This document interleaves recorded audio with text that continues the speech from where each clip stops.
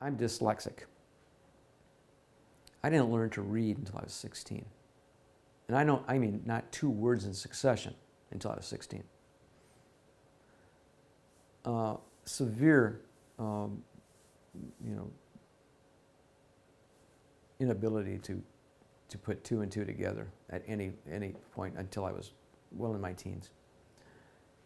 And so because of that, and my grandfather was an artist, my mother was an artist, and I used to take drawing lessons from my grandfather and painting lessons every Tuesday night at my grandfather's house. And he had a whole group of people there, and I'd be one of the people learning how to paint.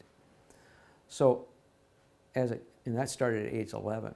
And so my ability to draw and paint far exceeded my ability to read and write and do anything, any kind of computation in my head. And so from a very early age, I was on that track, loving it, loving being able to express myself visually. Went to school as you know, to learn graphic design, and studied for 5 years at the college level, and came up to Alaska immediately after getting out of college, and started working up here with the film crew. I did that for 2 years, and there I started doing more and more photography, and in addition to 16 millimeter film and some video, and even tested some of the early roving video packs that Sony produced back in the early 70s. I was a test guinea pig, you know. And so that whole visual thing sort of culminated here in Alaska, where it all kind of came together, and I was now making a living as a visual person and loving it, right? And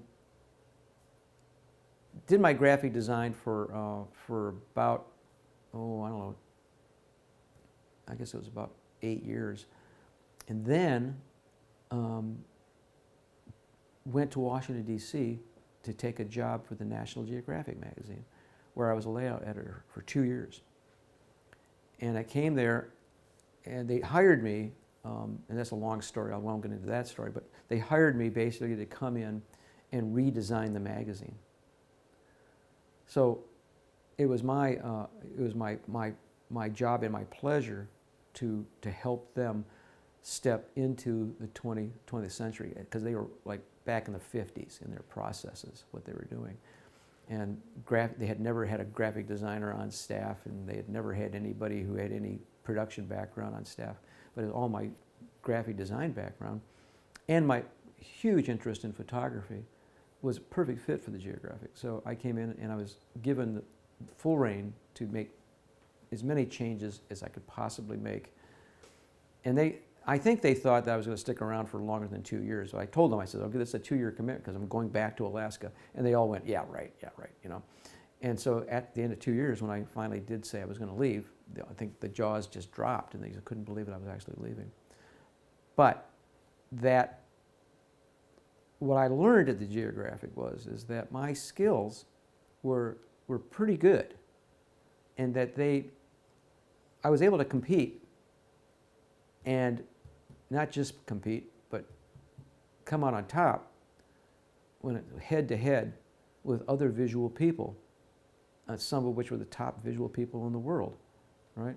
I was able to work with these people, and we were able to appreciate each other for our skills, our skill levels.